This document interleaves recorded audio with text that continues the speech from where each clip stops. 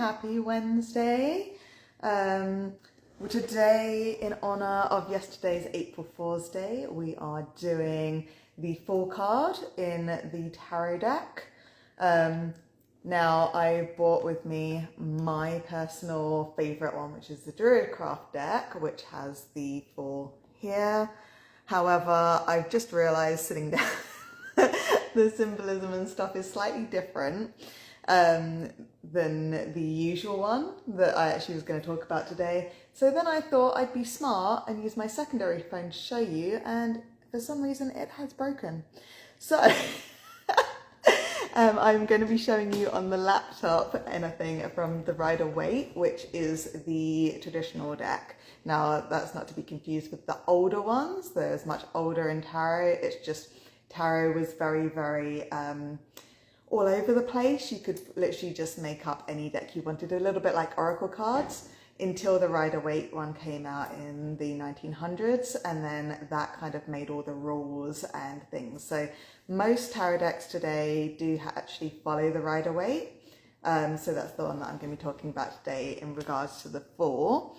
The deck that I have is Rider-Waite influenced, but the symbolism is slightly different, so I will not be using that one today.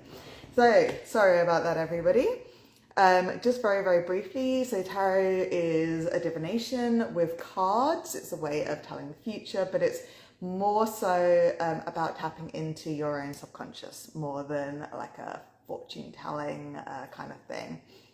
There are usually 78 cards, sometimes there's 79, sometimes there's a little bit more, a little bit less, but usually they follow the Rider-Waite rules now, as I just said.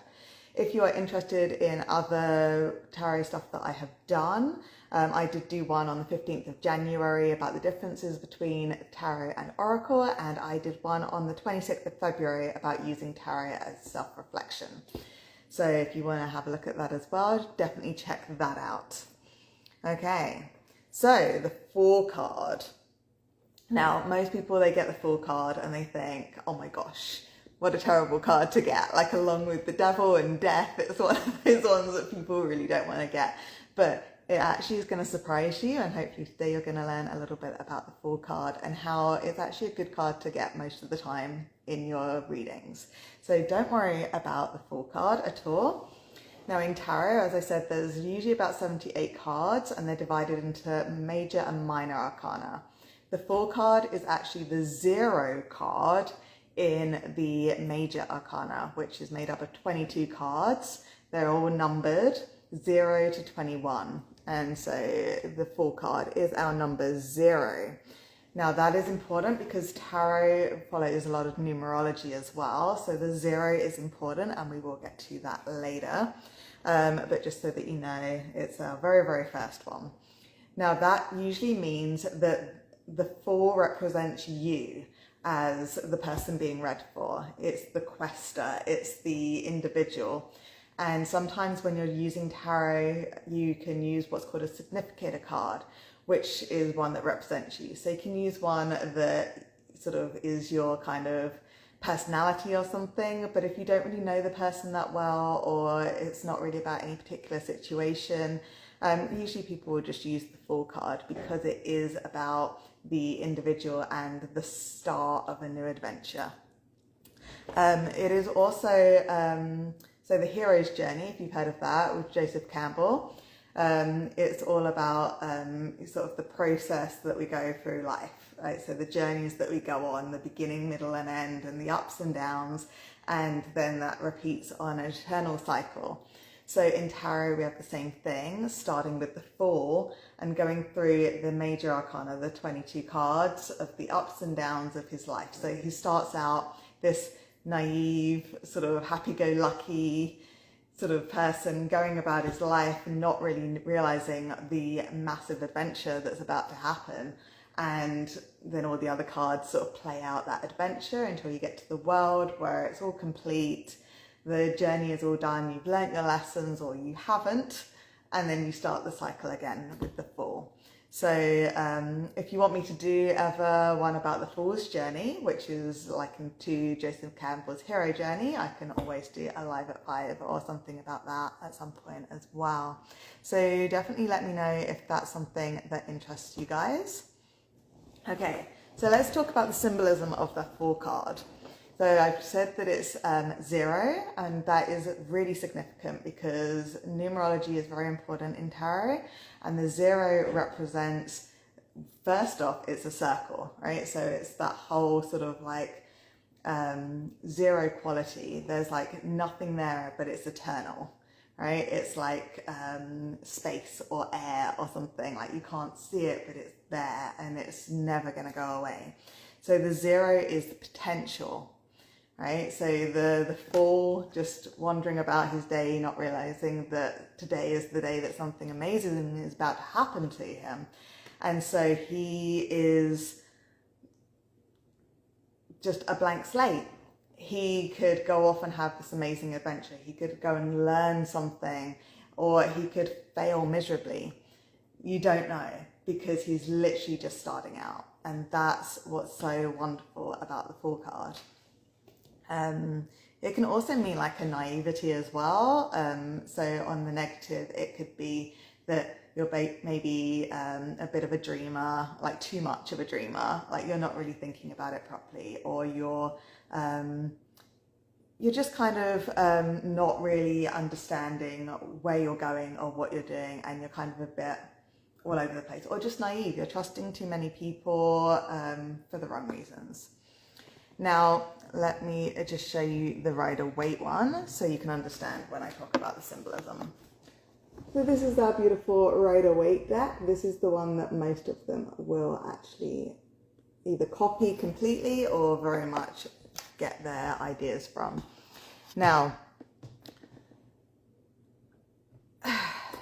the sun, first off, is all about, it's very, very bright, right? It's a very, very beautiful, bright sun. It's a really happy day. So that's literally what it is. It's about joy. It's about like innocent joy, you know, likened to a child or your inner child or something like that. So it's that optimism and that happiness, enlightenment even. It could be about the start of a spiritual journey. Maybe you discovered religion, or, you know, you suddenly discover something that opens your eyes to the world around you. The bag or the bundle or knapsack or whatever you want to call it over his shoulder is about all of the lessons that he's carrying from his past, right? So although he's starting out on a new journey, he's already completed some other journeys. So he's going to be bringing those lessons with him. So that's like his baggage, but it's not very, very much, right? Like he really doesn't have too much in there. It's just the things that he needs, just the things that he needs for this particular journey. So that's very symbolic in that sense. He usually is carrying a white flower. It's usually a rose, and that's all to do with the innocence of him as well, and the purity. It can be about the purity of thought or the purity of intention, things like that. So it's a very, very sweet card. He also has a dog with him. It's usually a white one, although in my deck it is a black one. It doesn't matter too much because normally the dog is really more there as a protector. He's trying to warn the Fool, the person, from falling off the cliff, because the Fool usually is looking up or just forward, and he's not concentrating on where he's going. So as you can see, there's a cliff right here, and the dog is trying to warn him about the cliff.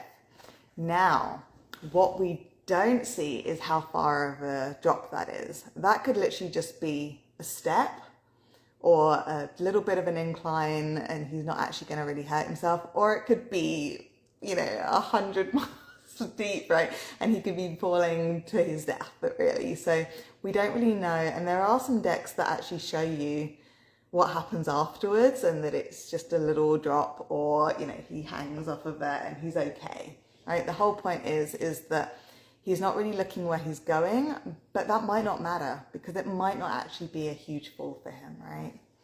So that's a really interesting bit there.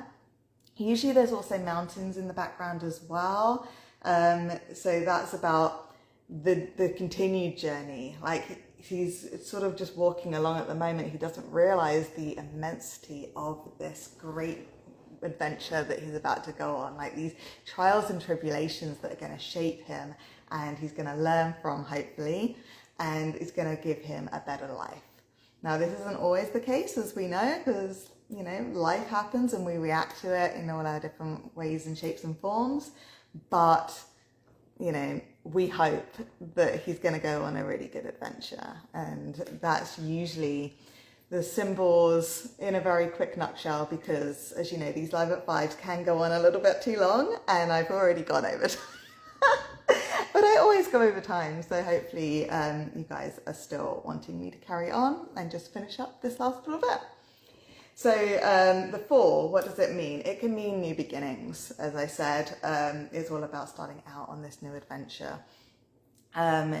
It's also about taking risks, that whole, you know, going off the side of the cliff. Like, how far down is that? How much of a risk do you want to take?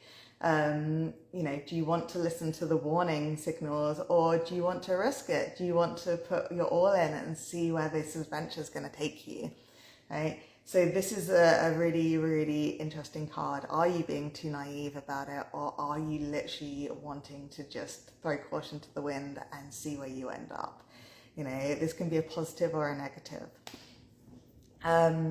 It's also about trusting the path ahead and trusting your instincts. What's your gut telling you?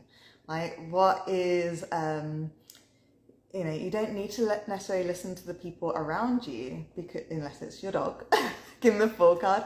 But like, it's more about what do you feel? Like, are you excited for this new adventure, or are you a bit scared about it? And is it a good scared? If it's a good scared, maybe you should just go for it. This is all things, and obviously it's the other cards around it as well. We'll tell you a little bit more about it, but still, yeah. And it's also about limitless potential and possibilities, because again, he's just starting out in this adventure. They've got the mountains in the background of this incredible, like, ups and downs that he's going to experience, but what will be the end result there? What will happen to him? And what will he be like? Like, at the moment, he's the 4, he is the innocent and naive person, but by the end, who's he going to be? What's his personality? How has he grown? And this is the exciting thing in the whole 4's journey, and you know, his adventure forward. And finally, it's all about innocence, curiosity, and freedom. So it's a very carefree card. It's a very, very you know, happy and joyful card, but, you know, with the warnings of, you know, listen to your instincts. Okay, so sorry about going out of time as usual, but I do love my Lives at 5, so thank you everyone who's joined today. It's lovely to see you all here. If you're watching the replay, thank you for watching the replay, and if you have any questions about the full card, about tarot, or about anything else that I do, please do message me privately. Put a comment in the replay comments. I really would love to hear what you would like, or what you need help on. Any questions that you might have. Next week we are doing episode 3 of the chakra series. So if you're following that, we're going to be doing the sacral chakra, which is our orange one just below our belly button. It's called Understanding the Sacral Chakra, Energy, Emotions and Creativity. So if you're interested in learning about that, please tune in next Wednesday at 5 o'clock. If you're interested in chakras but you haven't yet watched any of them, it's once a month. So just go back down my feed, you'll see a nice red one, and that's the root chakra, and then you'll see a nice rainbow one, and that's about the 7 major chakras.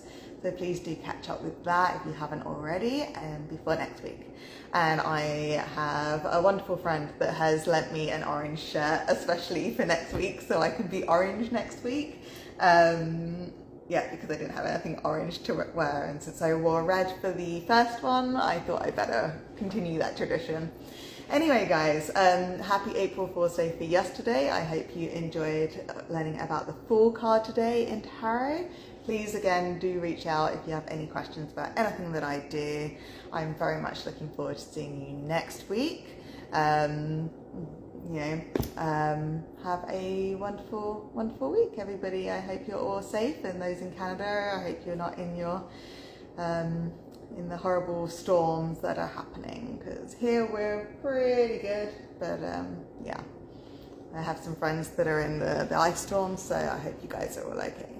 All right, have a great week, everybody. Bye.